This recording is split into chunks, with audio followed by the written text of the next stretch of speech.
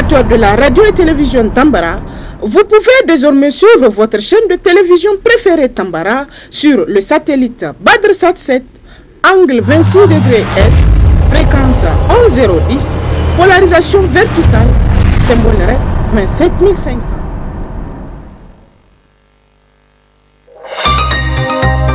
Suivez le journal avec STM Transport Voyageurs, une nouvelle façon de voyager.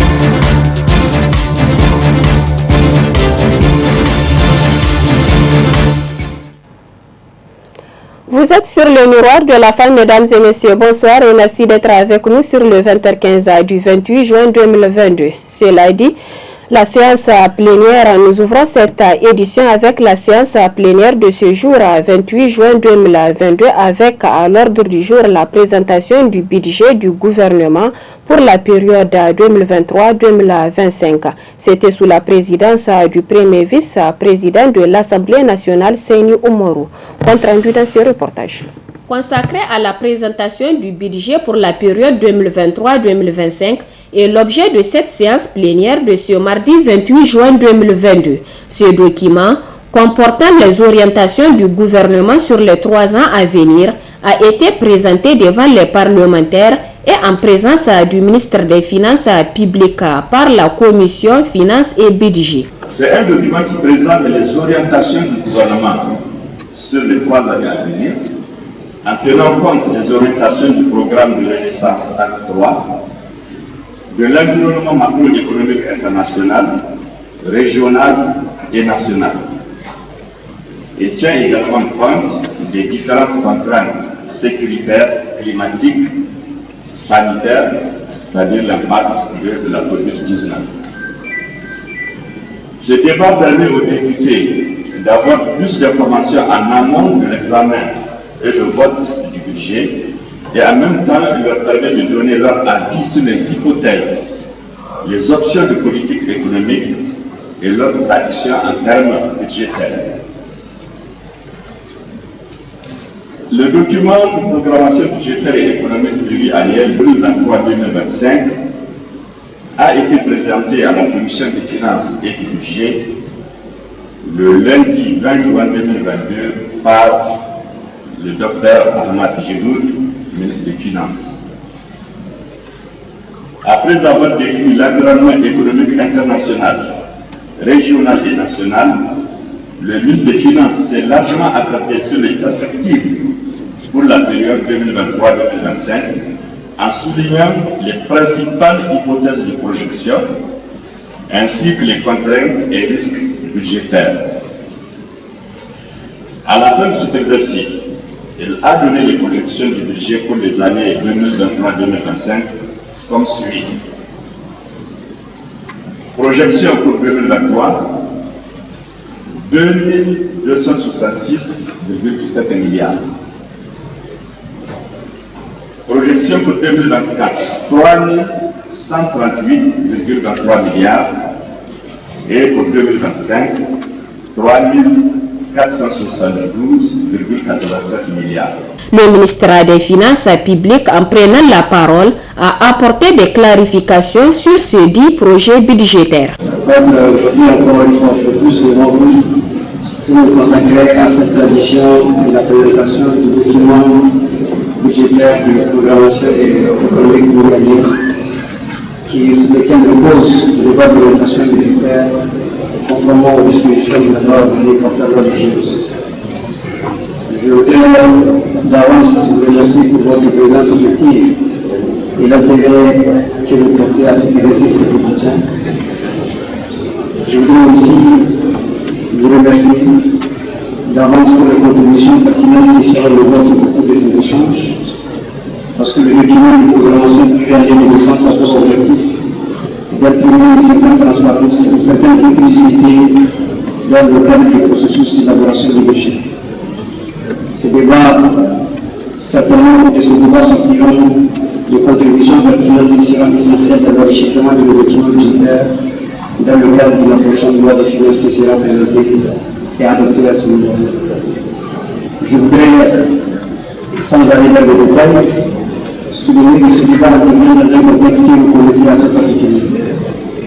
Sa particularité, c'est d'abord la concomitance d'un certain nombre de vents contraires, c'est-à-dire des chocs exogènes. Nos économies, le fonds de mondial ne sont pas encore sortis des impacts de la Covid. Nous sommes encore éprouvés par les conséquences des changements climatiques. Nous sommes encore éprouvés par la dégradation de la situation sécuritaire au niveau de certains pays de la sous-région. Toutes choses naturellement qui impactent négativement nos perspectives économiques et financières. Et en dernier lieu, pour les rien arranger, la guerre en Ukraine est venue avec son lot aussi des conséquences négatives qui pèsent sur le prix des produits de base, l'inflation importée, qui pèsent sur le resserrement des conditions financières internationales et qui pèsent aussi sur d'autres aspects de travail et de l'énergie. Mais en dépit de tous ces vents contraires, en dépit de la surveillance de tous ces chocs, nous de notre compétence, parce qu'ils sont arrivés à mon temps, les perspectives économiques et financières qui sont présentées dans le document budgétaire qui est soumis à votre appréciation sont positives et très favorables. Très favorables à la raison d'abord des différents projets qui sont inscrits au titre des orientations du gouvernement. Très favorable parce que ces projets auront un impact structurel et structurant sur notre économie. Je précise sur le cas par exemple du pipeline ou bien des projets sur les collaborateurs industriels, mais également des projets qui sont mis en œuvre dans le cadre de l'investissement. À noter que la séance plénière reprendra le mercredi 29 juin 2022 à l'hémicycle. La présidente de la Fondation Access a effectué une visite ce matin au centre du scout de Kouartagui dans le but de constater de visu l'état de fonctionnement de la dite association. Compte rendu avec Moubarak Yakouba à côté d'Abdoumouni Abdou. La représentante de la Fondation Access était accompagnée dans ce déplacement de certains membres de la dite fondation au Centre national des scouts Niger. Lors de cette visite, la représentante a été guidée par les membres des scouts pour constater l'état de fonctionnement de l'organisation Scout Niger. Elle a commencé avec la radiodiffusion scout, la salle d'alphabétisation, la bibliothèque, la salle de formation du premier secours et le centre de formation où plusieurs jeunes femmes se donnent dans ce secteur pour faire des excellentes productions. Dans la salle de réunion, après une brève présentation des activités et des objectifs de l'organisation scout aux visiteurs, le commissaire général adjoint a pris la parole pour exprimer ses impressions. Pour nous aujourd'hui, c'est aussi une journée de plus pour nouer davantage le partenariat entre l'association des scouts du Niger et le groupe Access. Donc ce privilège aujourd'hui que nous avons d'accueillir la directrice et présidente de la fondation Access va sans nul doute contribuer à toutes les panoplies d'activités déployées par notre association au Niger. L'association des scouts du Niger depuis un an arrive à faire preuve de leadership dans les organismes de la société civile. Et aujourd'hui, nous menons plusieurs activités à l'échelle nationale, mais aussi à l'échelle régionale. Donc, entre autres activités que notre communicateur a présentées, je ne vais pas manquer de citer en exergue notre partenariat avec l'UNICEF dans le cadre du projet Upshift qu'il a présenté aussi, qui est une initiative qui accompagne les jeunes membres, en tout cas des CFM, les centres de formation au métier, qui aident ces jeunes à identifier les problèmes communautaires et proposer des solutions pour ces problèmes. Le scoutisme nigérien aujourd'hui est plus qu'engagé d'être au cœur, en tout cas, des problèmes de développement de notre pays. Selon la représentante de la Fondation Access, cette visite va permettre de créer un partenariat entre elle et Scout Niger. On est là pour vous aider Mais je voudrais que cette aide ne soit pas simplement une aide formelle comme beaucoup vous l'apportent. Je voudrais que ce soit une aide de communauté. Je voudrais que ce soit une aide de, comme disait le secrétaire général, de brainstorming. On va définir ce qu'il vous faut le plus rapidement possible.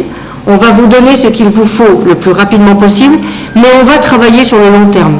Et on va accompagner les idées que vous pouvez avoir sur un temps plus long. Parce qu'il ne s'agit pas d'aller vous donner, par exemple, vous doter en appareil pour, par exemple, de son, etc., pour augmenter le potentiel des radios. Il ne s'agit pas d'aller vous doter de quelques matériels, il s'agit de réfléchir en commun sur comment améliorer la vie du Niger et la vie des communautés du Niger et comment donner une image de notre pays positive, responsable, qui se prend en main, comment on arrive à transcender des problématiques d'oisiveté, parfois de malhonnêteté. Donc comment on participe à la bonne gouvernance. Mais la bonne gouvernance, vous savez, elle peut commencer dans la famille, elle peut commencer dans la fratrie. Il ne faut pas toujours aller montrer la mauvaise gouvernance, par exemple, au niveau politique ou au niveau extra-communautaire. Voyons déjà au sein de nos propres communautés, de nos propres organisations, comment on assure cette bonne gouvernance. Donnons l'exemple, en fait. Et c'est pour ça que j'apprécie énormément ce mouvement que vous représentez, parce que vous êtes un mouvement d'exemple. C'est-à-dire que vous ne faites pas que parler, vous agissez. Vous donnez l'exemple, vous montrez l'exemple. Donc, pour des choses plus concrètes, on va vous accompagner et on va être présent lors de vos grands rassemblements. Et nous avons pris la décision de former un maximum de personnes, de vos scouts, en fait, au secourisme. Alors, le Scout Niger est une organisation qui œuvre et qui intervient dans plusieurs domaines pour le bien-être de la communauté. La communauté musulmane du monde entier va célébrer bientôt la fête de Tabaski. Alors, quels sont les comportements à tenir par les fidèles musulmans avant la fête de Tabaski? Élément de réponse avec le secrétaire général de l'association islamique du Niger, Youssou Monkaila. Le musulman doit être utile, et productif, exemplaire au sein de la société où il mène sa vie. Effectivement, pendant la fête de Tabaski, les gens courent derrière les bêtes qu'il faut sacrifier. C'est qu'on peut retenir dans l'islam. Le premier genre, c'est vraiment le mouton. C'est qu'on doit chercher un mouton qui n'est pas maladif, un mouton qui est en bonne santé, un mouton qui répond, parce que le sacrifice c'est une adoration de Dieu. Tabaski c'est une adoration de Dieu, donc on ne doit pas ne pas donner un animal qui est en bonne santé. À défaut du mouton, on fait recours à la chèvre, les bœufs, les chameaux, etc., etc. Mais on doit tenir compte que ce n'est pas une obligation sur toute dans toutes les populations. Ce n'est pas une obligation.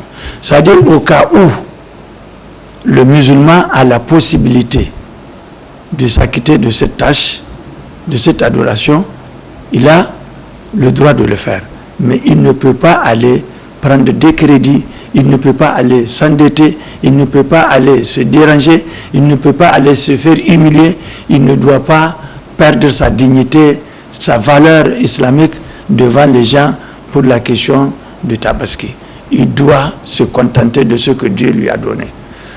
Et qui doit faire ce Tabaski? Celui qui a le moyen. Si tu n'as pas le moyen, tu n'es pas obligé de faire la fête de gorger ou d'immoler donc une bête. Si vous n'avez pas la possibilité, si vous n'avez pas le moyen nécessaire, vous devez accepter de vivre la situation dans laquelle vous êtes et que Dieu vous a accepté. Et vous pouvez en groupe, les musulmans, vous pouvez en groupe chercher à immoler un mouton ou une vache ou un chameau ou une chèvre. Parce que nous avons dit que c'est une adoration. Et quand Allah demande l'adoration, vous faites l'adoration d'Allah, c'est que vous avez des récompenses que vous allez récolter après. Donc, avoir un mouton commun ou un animal commun, c'est permis en islam, mais ce n'est pas une obligation en soi. C'est-à-dire que vous ne devrez pas dépasser le pouvoir d'achat. C'est-à-dire que si vous n'avez pas de moyens pour faire la fête de la Tabaski, vous n'êtes pas obligé. Le prophète sallallahu alayhi wa sallam, en son temps, avait émolé 2 moutons, un pour lui, un pour toute la Oumma islamique. Depuis au temps du prophète sallallahu alayhi wa sallam, c'est permis jusqu'à la fin du monde. Donc celui qui n'en a pas, il a été déjà pris en charge par le prophète sallallahu alayhi wa sallam il y a plus de 1400 ans de cela. Donc on ne doit pas se casser la tête, on ne doit pas aller se déranger comme on constate maintenant dans plusieurs sociétés islamiques. Dès qu'on dit fête, les gens se décarcassent, les gens se dématent, les gens se prennent de crédit, s'endettent par-ci, par-là, et jusqu'à ce qu'après la fête, on ne peut même pas sortir. Cela n'est pas permis par l'islam. L'islam est une religion simple. L'islam est une religion de tous les cieux. Le Coran dit « Wama arsalnaka illa kafatan lil alamina ». Donc c'est quelque chose qui concerne tout le monde. Et surtout qu'on n'a pas droit de ne pas être musulman. Nous avons l'obligation d'être musulmans. Celui qui arrive à être musulman, par la grâce d'Allah, est un chanceux. Donc, on doit garder cette chance. On ne doit pas gâcher cela. On ne doit pas aller imiter les autres sociétés dans leurs croyances.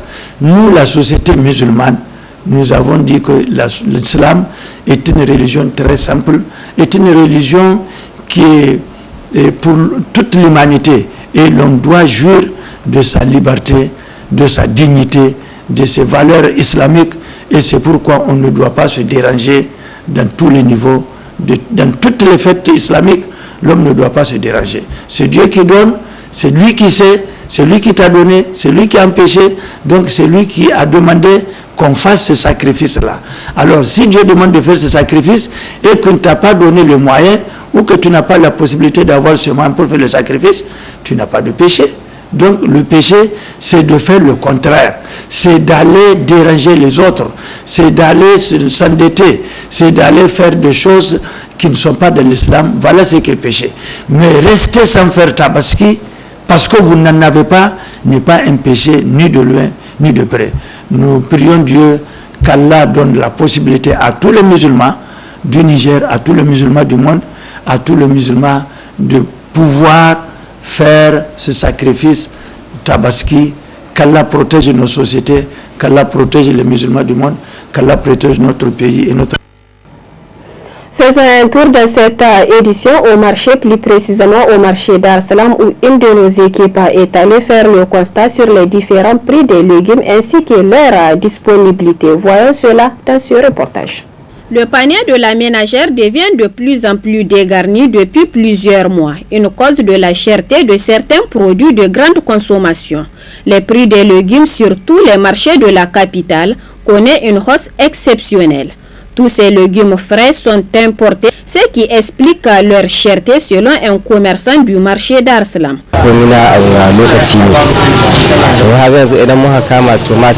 da muna samu namu tomat muna sai da tiya mil faran mil 250 duka muna sai da tiya lokacin da yake namu na wannan ba mu ga ganishin da kowa namu ne amma yanzu da yanzu lokaci ya canza namu ya ida kaga gane tana ba mu tomat wangar ki gani yanzu na bin na gane ne maroko tana ba mu tomat da yake mi namu ba ya isan yanzu namu lokacin shi ya ida a gane ko lokacin muna sai namu mil 250 mil sai sallata su wannan da yake namu ne muna abin amma yanzu ga da yanzu yi itar zuke ka mun shi 3 mil sai san katin ake sayar tasa idan ha gani ko sai mu ce abin da ya zo na lokaci me shi na huce insha Allah tunda in namu ya fara abin gani ko lokacin na namu za mu je kayan sai da shi mun da muka ga dama abin kun gane karot ita ma san cewa kai hike ba mu da tamu ita ma yanzu tamu ga lokacin ta Nigeria ke ba mu karot ce tamu ko da akwai ta ba ta isa mu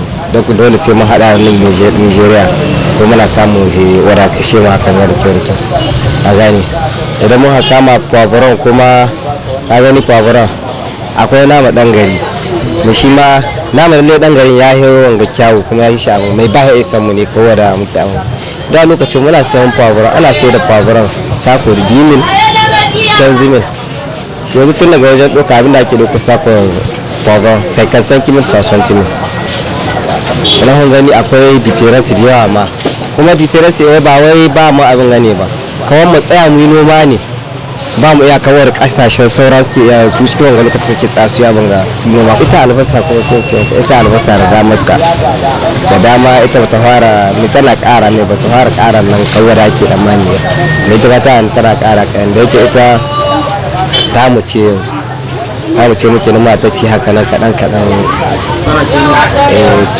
da sako ana sai da mana shi a 18 mil 17 mil yanzu kuma ana sai da shi har 28 mil mai sa dai fan da sakuna a hannuwa ita kuma ta agadez muke aiki da ita ta agadez da muna sayar da tasa domin sansa domin yanzu tuwamin sansa ake nan ga sayar da tasa shi akwai da musu ka kwatanta musu da lokaci na suna ganiya akwai wanda kuma in ka kwatanta sai su ce a'a da ka ga sallah idan kun ga sallah za a zakwa ne za su ko kenan ga ƙara abubuwa kuma a lokacin wallahi ba haka nan bane daga wajen da muke abubuwa mu yanzu ba mu zuwa can wajen da muke doka mu kaya sun ƙara mu ce idan mun ga sallah ce sai a ce mana ma idan ba ka ce sai ka ƙara mutane gaba ina ha ganin lehin ba daga wajen mu ne ba daga kun ba daga wajen waɗancan ne ma magabata da su ma wajen suke doka ne kayan ne duka babu su sai hankali sai ta hankuri da juna har lokaci ne shi na huciya insha Allah. Espérons que cette saison soit propice à ce qui va permettre sans nul doute à la ménagère de remplir convenablement son panier. À rappeler que beaucoup reste à faire pour l'initiative Consommons local. Car l'autosuffisance alimentaire demeure encore un défi pour les autorités. Mesdames et messieurs, c'est ici que prend fin cette édition d'information. Passez d'excellents moments accompagnés des programmes de la télévision Tambara. Au revoir.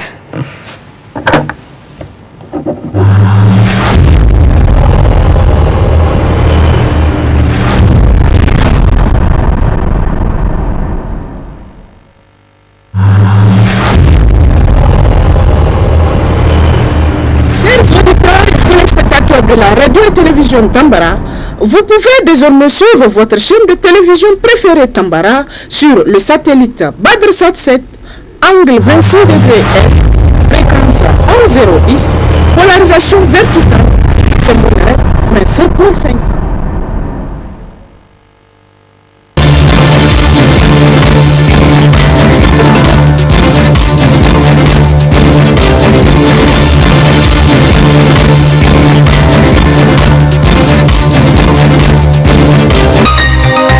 Ce journal vous a été présenté par STM Transport Voyageurs.